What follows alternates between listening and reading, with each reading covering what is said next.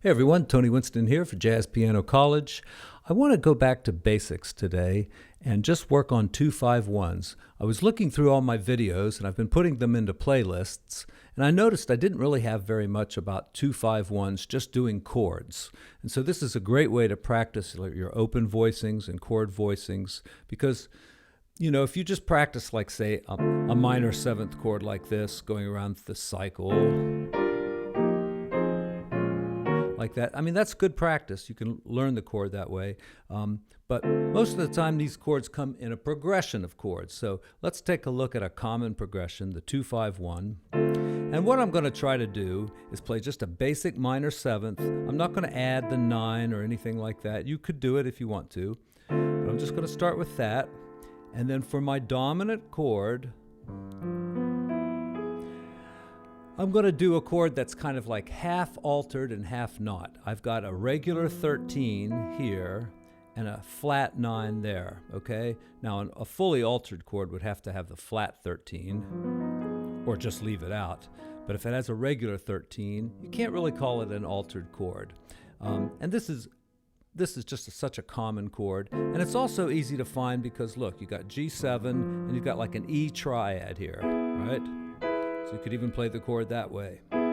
So here we go, D minor 7, and look, this is just chromatic. If you move this down a half step, and of course the bass goes somewhere else, and then you just move the top note down, and you've got that.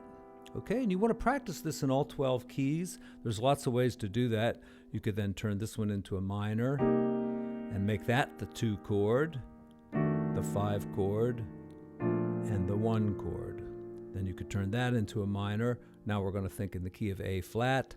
That's the 2 chord. That's the 5 chord.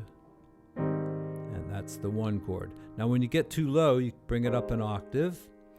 And notice, well, you know, this is my 1 chord in A flat, but if I'm going to think in the key of G flat, then I make it a 2 chord. I just flat those 2 notes. Right, then the whole thing moves chromatically. Right.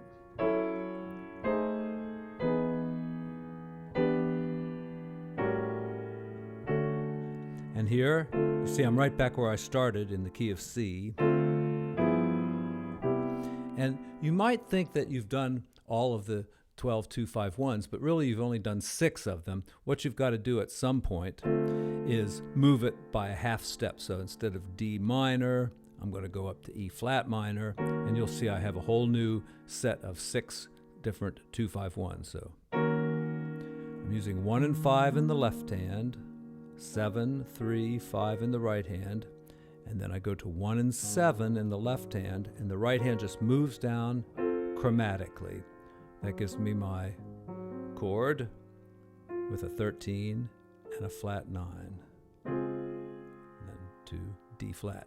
Then I can, you know, change that to a minor.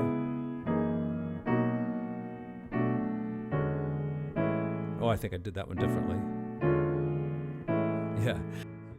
So let me give you one more. Instead of starting here with the 5th on top, let's start with the 9th on top. I think that'll be nice. All right.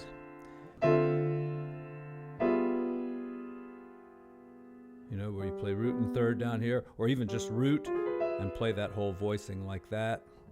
I think I'll put the 3rd in because it's nice to move from there to there.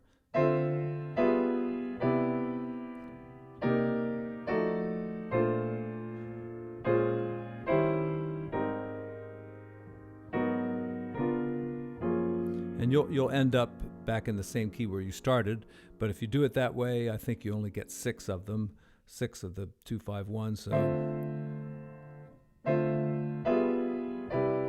can move up a half step, move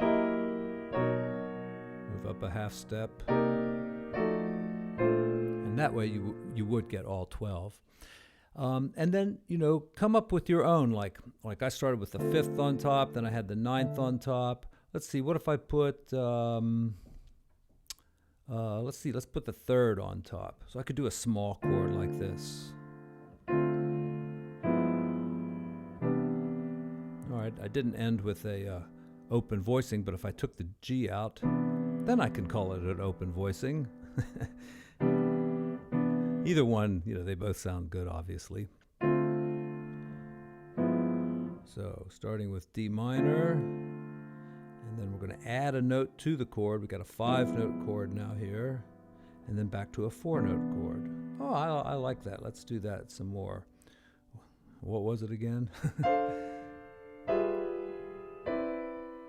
right, and then I kind of like the closed voicing at the end. You could even use it at the beginning too.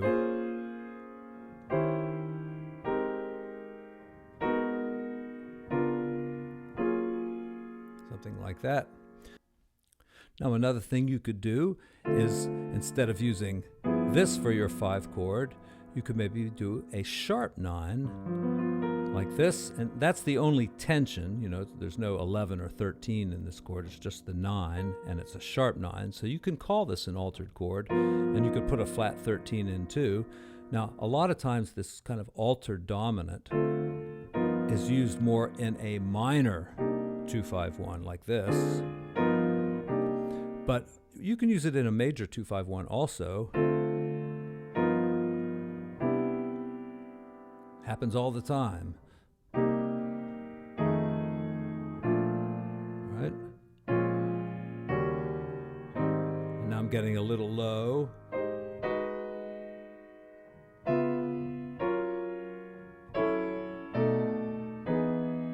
Right? So now I could write all these out in all 12 keys, sit there at my computer for 2 hours and put it all in. But the thing is you can't really read this stuff off the page and expect to really have it. You've got to think about it and do it just looking at the keyboard or just thinking about what you're doing. That's the way to do it.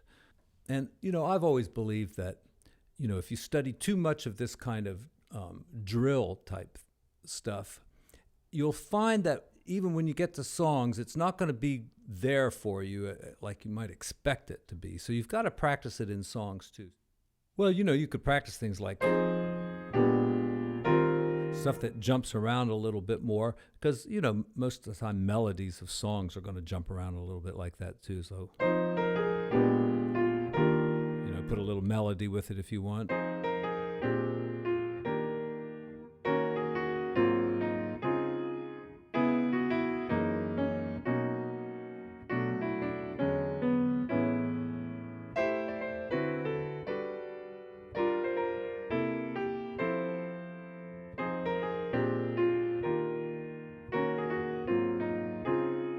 And at some point go a half step.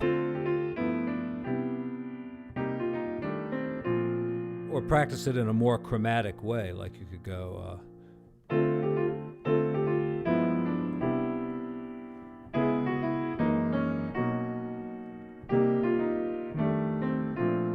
or you could maybe move up as you play it.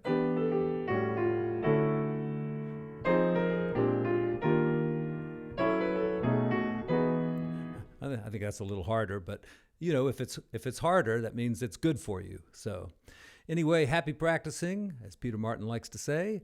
And as always, thank you for your comments. They do inspire me. And give me one of these if you like the video. Give me 2 of these if you didn't like it. And of course, I really love it if you would subscribe to my channel and tune in once in a while.